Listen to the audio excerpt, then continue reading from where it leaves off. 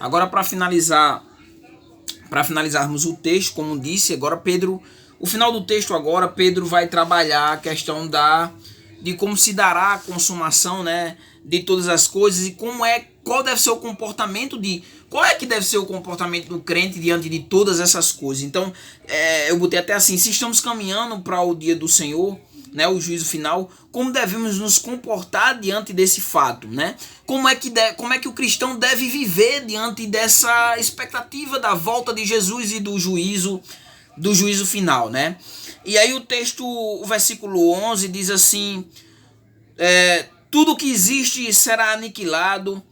Então, se tudo que existe será aniquilado, o versículo 11 diz: se todas as coisas serão assim destruídas, né, como ele falou lá, passarão pelo fogo, né, como ele falou mais em cima, né? Então, que tipo de pessoa deveis ser? Que tipo de pessoa nós devemos ser, né? Aí, no versículo 11, a parte B diz: pessoas que vivem em santidade. É a primeira coisa. Qual deve ser então? Qual espécie de pessoas, como nós devemos viver? Primeira coisa, em santidade. O versículo 11 ainda diz que nós devemos viver em piedade. E o versículo 12, a parte A, diz que nós devemos viver aguardando o dia do Senhor. E o versículo 12 ainda, parte A, diz que apressando a sua vinda, né? Que nós devemos apressar essa vida do Senhor. Então, nós devemos viver em santidade, nós devemos viver em piedade, nós devemos estar atentos, esperando, aguardando a vinda do Senhor, e nós devemos apressar a sua vinda, né? Então, como é que nós apressamos a vinda do Senhor? Nós apressamos, Mateus capítulo 24, versículo 14, pregando o evangelho, anunciando o evangelho a todas as pessoas. E aí Pedro conclui no versículo 12, né? Ainda não conclui, mas Pedro trabalha o argumento de como será o dia do Senhor. E ele diz: naquele dia os céus, você vê que ele vai soltando assim o que vai, como será assim o fim dos tempos, como será a vinda, o que acontecerá diante de toda essa aproximação do final de todas as coisas, do juízo final, o dia do Senhor. E ele diz: naquele dia os céus se dissolverão pelo fogo, todos os elementos ardendo se dissiparão com o calor. Então, e aí ele trabalha, mas vocês não devem ficar assustados, porque naquele dia os céus se dissolverão pelo fogo e todos os elementos ardendo se dissiparão pelo calor. Vocês não devem temer, mas vocês devem ficar fixo, e vocês devem ter uma esperança. A esperança de vocês deve ser diferente da esperança daqueles que vivem de acordo com esses falsos profetas, de acordo com esses falsos mestres. E qual é que deve ser a nossa esperança? Confiando em sua promessa. E qual é que deve ser a esperança do cristão? Esperando novos céus e nova terra, onde habita a justiça. Vivemos num mundo onde a justiça não é praticada, onde não existe uma justiça. E muitas vezes nós vemos que as pessoas, aqueles que merecem passar pela justiça, elas não passam, aqueles que merecem também, mas passam pela justiça de uma forma mais ferrenha, né? A atuação da justiça com alguém que é desprovido de recursos, e daqueles que é provido de recursos, que nem sequer, de certa forma, passarão pela justiça. Mas ele diz assim: a nossa esperança, a esperança do cristão deve ser confiando na promessa. Jesus vai voltar, e quando ele voltar haverá novos céus e nova terra, e lá habitará a justiça. Então olhem para o futuro, olhem e esperem e aguardem a vinda do nosso Senhor Jesus Cristo. E o que tudo isso nos ensina, o que nós podemos aprender com tudo isso, o que nós podemos tirar de tudo isso para nossas vidas, né? É aquele questionamento que eu já fiz lá em cima, né? Como você tem vivido diante da espera do dia do Senhor? Você tem vivido em santidade? O que o texto nos desafia é isso. Você tem vivido uma vida de santidade? Você tem vivido uma vida piedosa, praticando o amor de Deus, do qual nós somos reconhecidos? Não somos reconhecidos se temos posse, somos ricos. Nós somos reconhecidos se nós praticarmos o amor de Cristo para com as outras pessoas. Então você tem praticado o amor, você tem tido compaixão do sofrimento das outras pessoas, ou você tem se acostumado, né? Nós cristãos temos nos acostumado, nós vemos as pessoas passando necessidade dentro da própria igreja, e aí se nós não cuidamos dos domésticos da fé, né? A nossa fé, como Tiago diz, né? Como é que nós exercemos essa nossa fé? Essa nossa fé é só de boca, né? Tocar no ombro do irmão que está passando por necessidade, vai em paz, meu irmão, e não ajudando, ou nós praticamos a nossa fé, mostramos a nossa fé, mas também com as obras, ajudando aqueles que precisam, que têm necessidade, que estão desprovidos de algum recurso e do qual nós podemos ajudar. Então devemos viver uma vida de santidade, né? Sem a santidade ninguém vai ver a Deus. Então precisamos praticar a vida de santidade, precisamos viver uma vida de piedosa, praticando esse amor para com as outras pessoas e exercendo de misericórdia com a situação, a condição que as pessoas estão vivendo, e principalmente daquele pecador que tem necessidade de ouvir a vinda do Senhor. E também não só isso, mas você está vigilante, esperando a vinda de Jesus Cristo. É a maneira como o texto nos desafia a viver, esperando a vinda do Senhor. E outra coisa, novamente, eu já enfatizei na parte passada, quero enfatizar novamente. O que você tem feito com relação ao ir do Senhor? O texto diz que nós podemos apressar. A única maneira de apressarmos a vinda do Senhor é pregando o evangelho, para que esse evangelho seja propagado por todo mundo. E o texto de Mateus capítulo 24 diz que então virá o fim.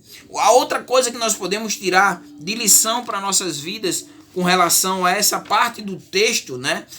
A outra coisa é que o juízo ele virá, né? E aí vai depender da visão escatológica que nós temos, né? Com relação algumas visões, vai depender da visão escatológica que nós temos com relação a esse juízo, né? O arrebatamento da igreja, né? Aqueles que creem dessa forma, o arrebatamento, por exemplo, os dispensacionalistas, né? Pré-milenista, pré-tribulacionista, pré-milenista, né? Que crê um arrebatamento antes da grande tribulação, e aí vem a grande tribulação, a igreja não passará pela grande tribulação, e no final Jesus volta e vai reinar por 1000 anos, né? E só depois vai haver uma rebelação, uma rebelião no final do milênio, e aí dessa vez se encerrará essa rebelião e haverá o lago de fogo e o juízo final, e aí vem a questão do grande trono branco e o julgamento.